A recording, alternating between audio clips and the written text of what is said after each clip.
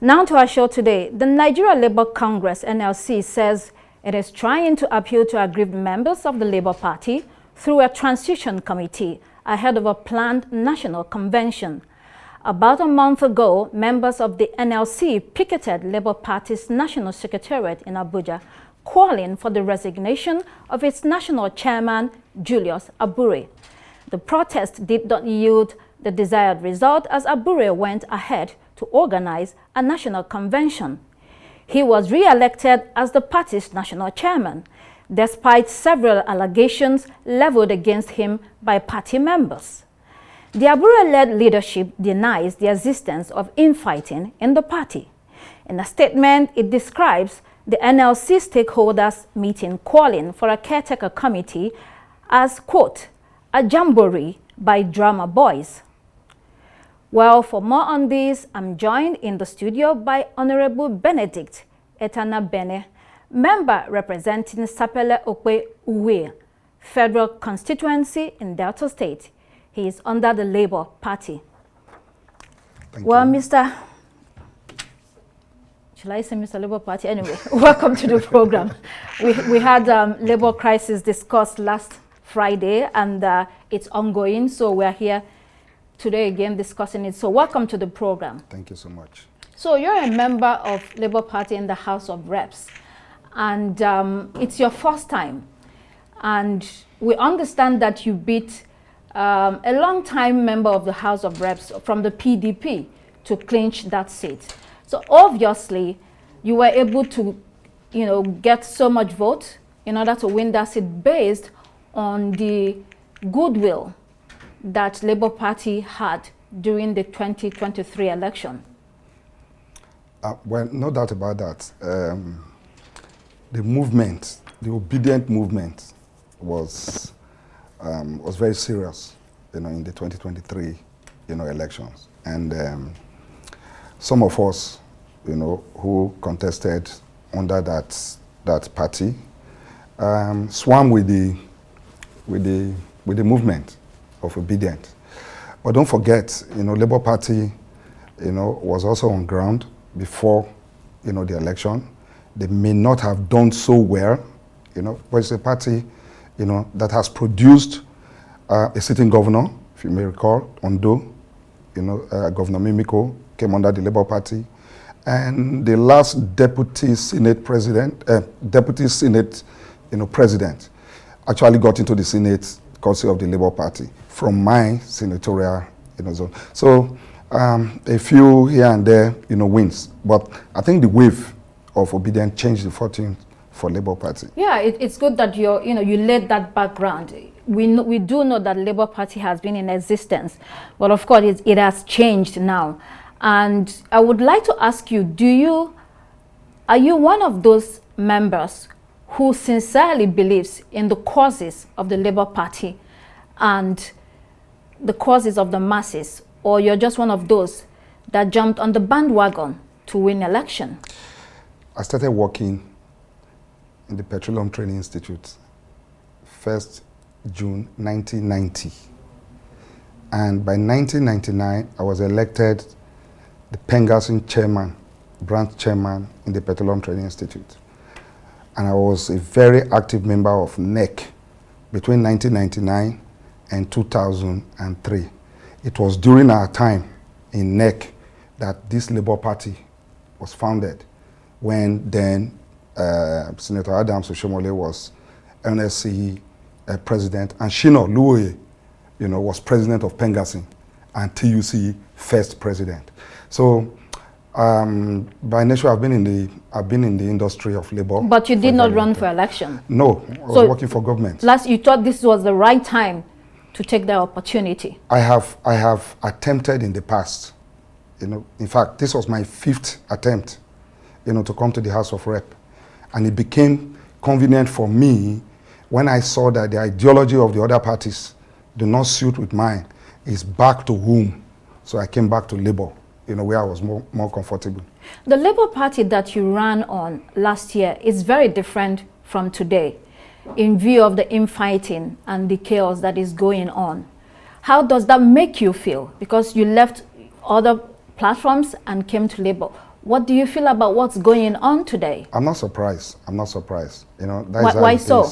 Because the successes, you know, of the Labour Party in the 2023 election will certainly attract a lot of attention, you know, from people, concerns, even from parties, you know, the ruling party and other major opposition party. They will do everything possible not to see the light of Labour Party come 2027.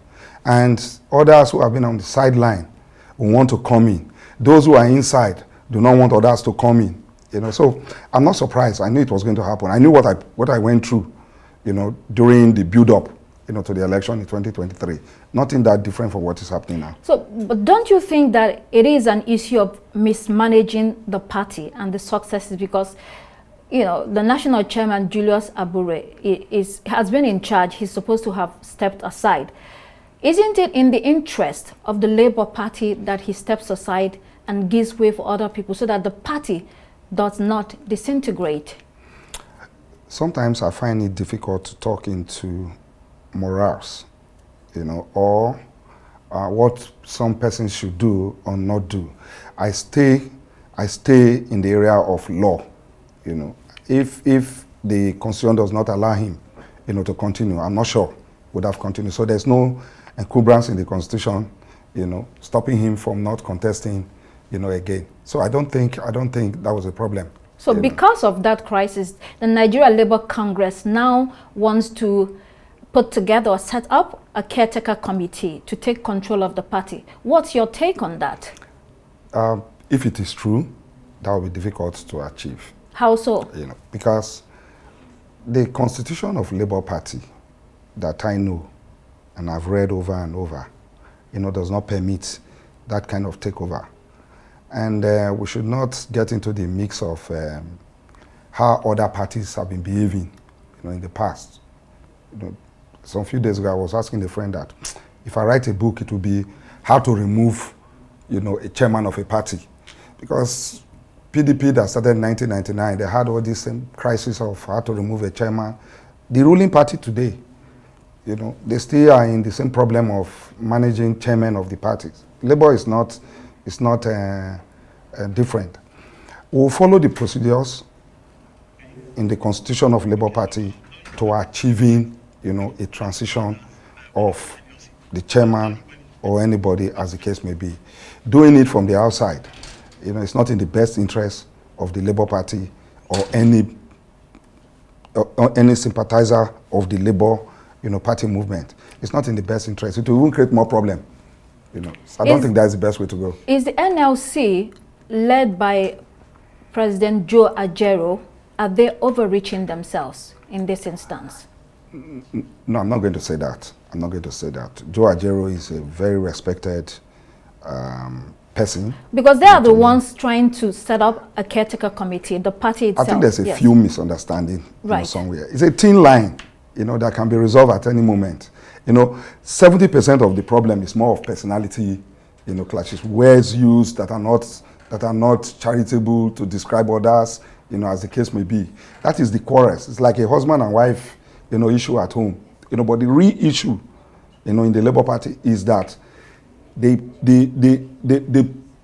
presidential candidate in 2023, who incidentally is the leader of the party, you know, my boss, he wants an inclusive, you know, management of the party.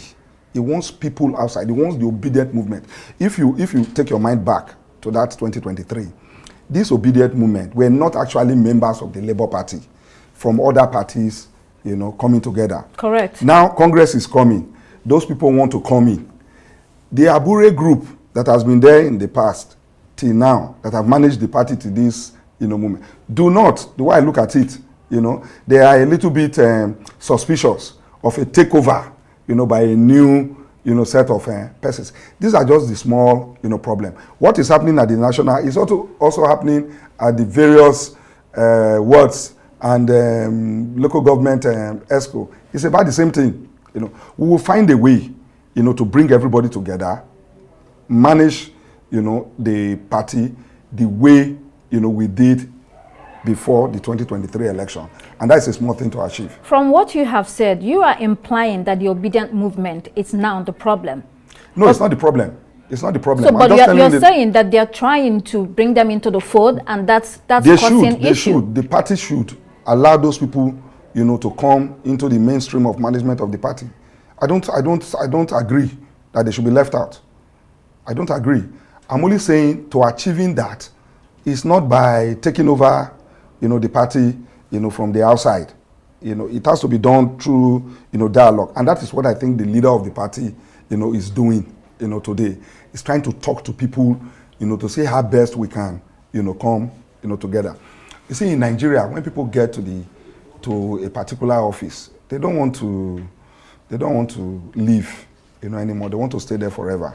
This is not the first time we'll be having, you know, this. But I would probably love to look at the sit down of any person to see if it is constitutional.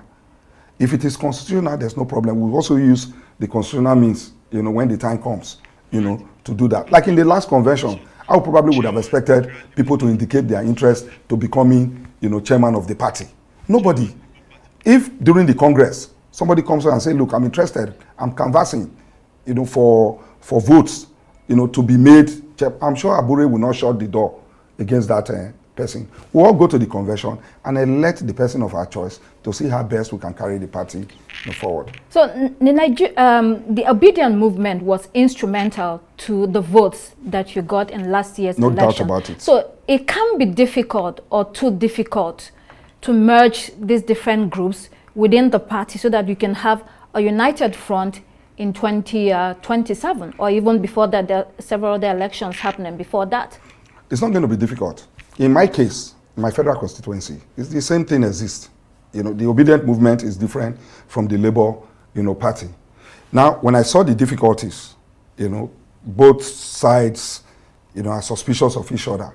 Okay, I'm the one managing, you know, both sides, and I brought them together, work separately to achieving, you know, the common, you know, goal. My aides today, 4 of them, 2 are from Obedient, 2 from the Labour Party.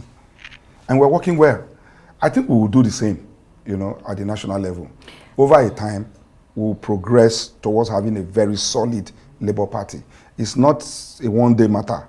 It's going to take time, you know, to achieve. Were you at the National Convention in Nnewi, Anambra State? I was there. How did it go? Well, it went well for those who are in support of that convention. Everything was smooth. It was peaceful. So if you were there, that means you support the Julius Abure faction of the party? There's no faction in the Labour Party. But do you support the national chairman, Julius Abure?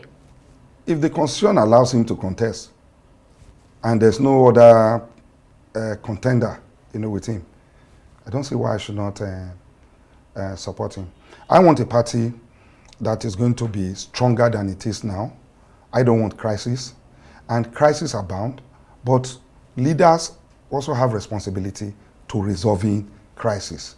If I don't go to a place, in fact, when I was coming to town today, you know, from Warri, I told my colleagues that I was going to be at the stakeholders meeting, in spite of the fact that people don't, you know, I'm a trained lawyer.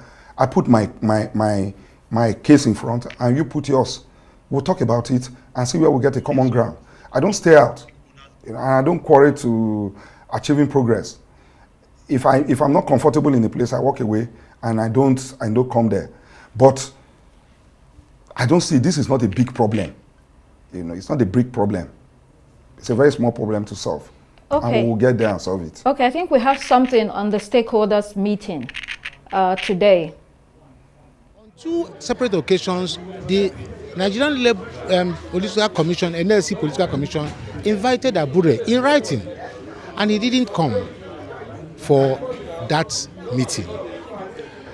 And then he went ahead to hold that convention. As you know, I mean, everybody knows that that convention is null and void, and then we told him that it's not, you know, what is expected of him.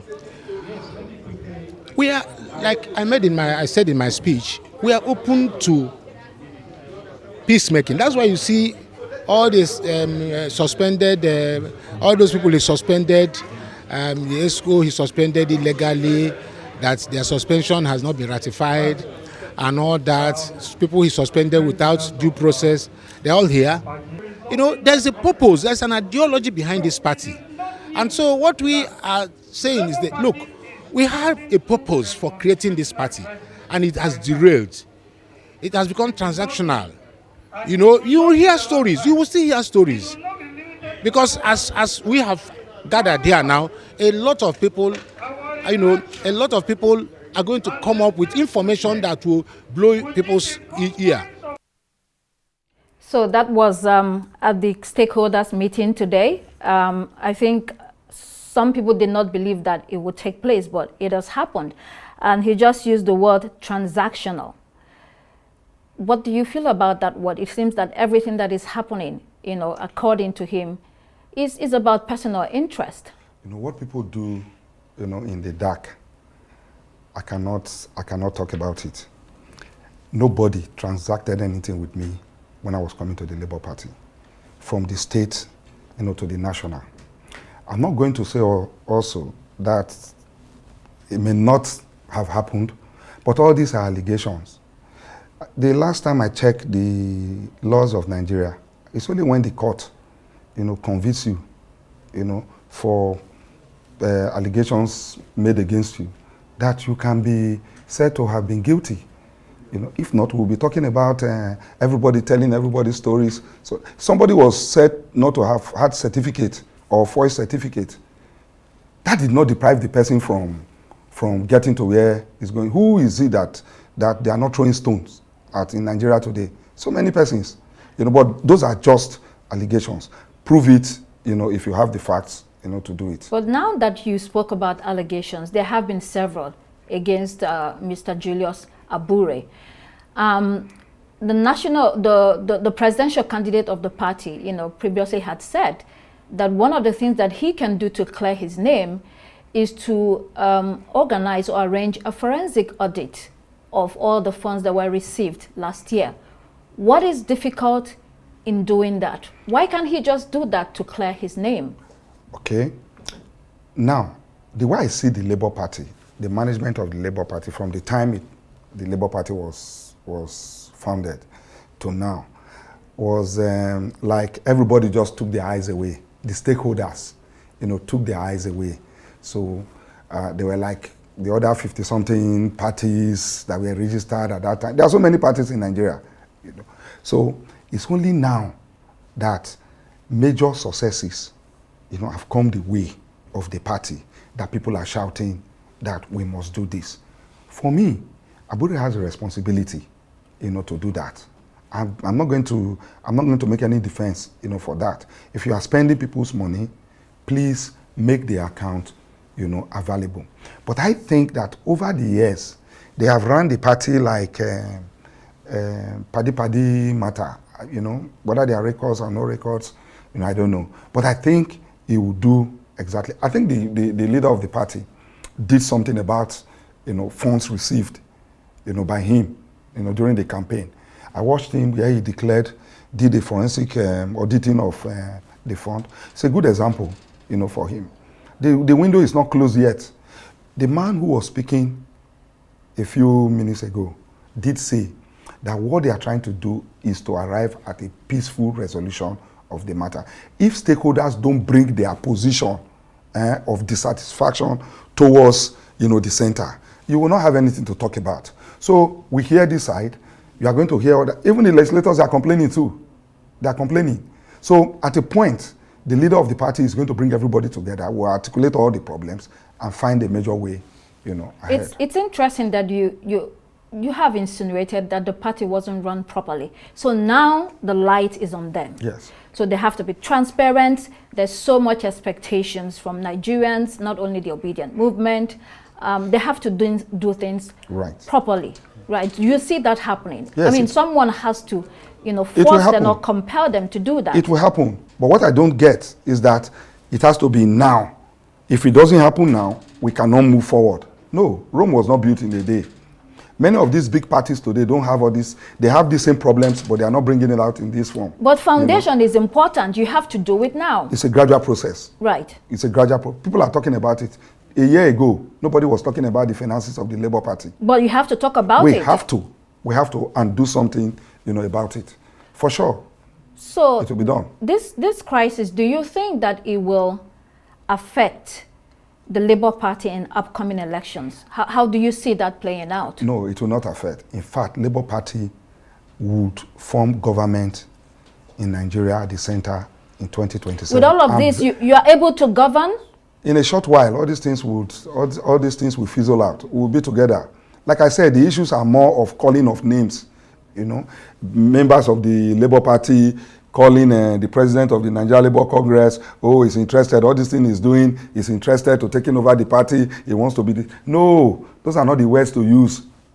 A few months back, the party was taken over by a group, who said they were the other ones. It was the same Ajero who went there, to chase them away, and restore sanity at the National Secretariat. So we shouldn't be using all those kind of words, so they are annoying, But the issues at stake, if you look at the issues at stake, it's not as difficult, as people try to make it look like. It's opening window to allow new ones to come. The ones that are inside are a little bit suspicious. That does not make them illegal people. But it's just the common mentality of the black man. Many black leaders in Africa, once they become president, they don't want to go again. They want to sit there for God knows when. So it trickles to other smaller, offices. People are in the National Assembly. Once you get there, you don't want to go again. You're ready to kill or do a lot of things to be there forever. And now that you mentioned the National Assembly, you are there. Yeah. There was a bit of controversy when that arm of government budgeted, I think it was 57.6 billion naira for vehicles, SUVs to the entire members. And some obedient movement members, or some Nigerians as well, young people, were of the opinion that Labour Party members should have rejected it. Did you collect your own vehicle or did you reject it? You got your own vehicle? Got, yes. Okay. Did you at any point in time argue against spending this big chunk of money not only at this time? Not only in vehicles. Till this moment as I'm talking here, I'm of the opinion that National Assembly members should be on part-time allowance. Right. I still stand my ground on it. So how do we make that a reality? Are you sponsoring a bill, or is there a conversation? No, it will not see the light of the day. Okay, it's a gradual process, a constitutional discussion, that will get into the subconsciousness of people, and they will now see the need that this is sacrifice, especially now that we don't have money. But the problem here is that in one arm of government, people want sacrifice. Whereas in the other arm of government, you see opulence. When you talk about vehicle and people single out the National Assembly, what about the executive? The ministers, did they not get vehicle? The directors, the DGs in the agencies, some, 3, 4, 5. Nobody's talking about that. Local government, even government officers. Me, I worked and I retired as a deputy director in the federal agency.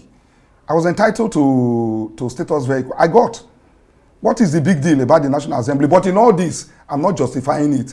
At this time in Nigeria, we should have kept all those things, aside. Not only for National Assembly, but indeed every Nigeria. Local government, governors are buying cars for House of Assembly members, local government chairmen, and so on and so forth. So the issue is not about cars. It's a total overhaul of our huge bill, to see that we bring it down for the benefit of Nigerians. You have made a very good point about cutting the cost of governance. Yeah.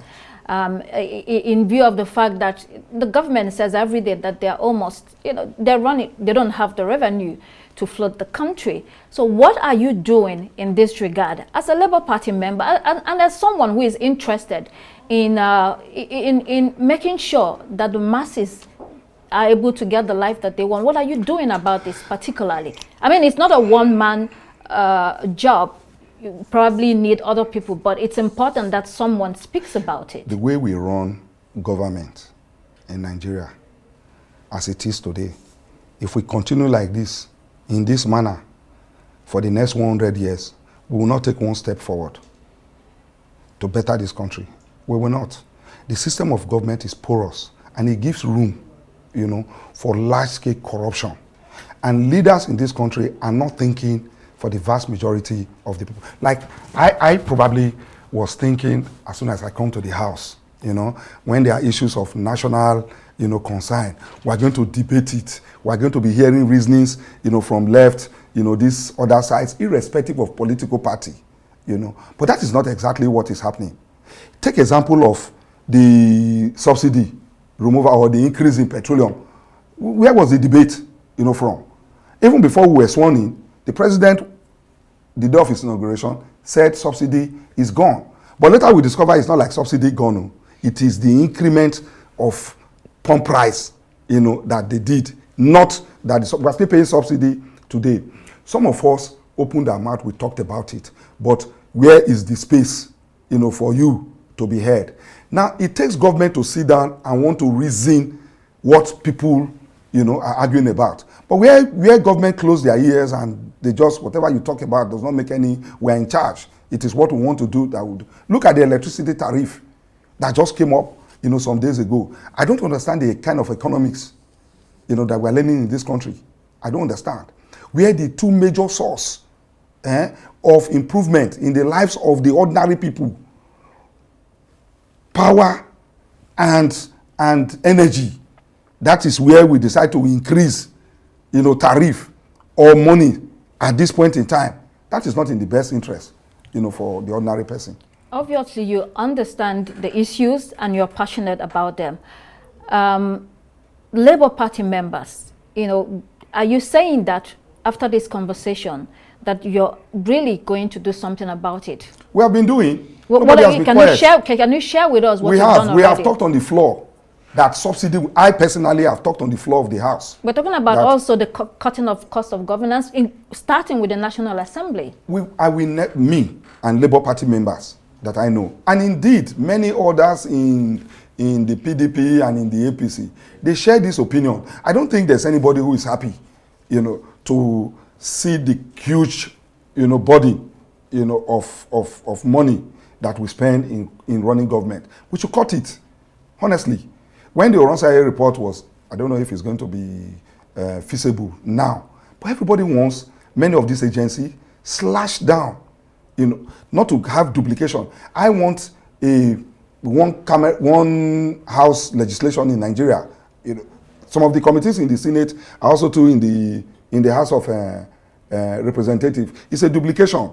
So we can operate one house, for the interest of everybody. This is not personal. If Nigerians decide that it should be the Senate, then we go. If Nigerians also too say it's in the House of Rep, better. So for me, we should do everything to cut that, including how they eat in the presidential villa, the fuel they consume in the large number of vehicles they put on the road each time they go to any of these road trips. All those things should be affected also, not just one particular area. There are so many ways we can really put aside, and I guess we'll save a lot of money to do many good things.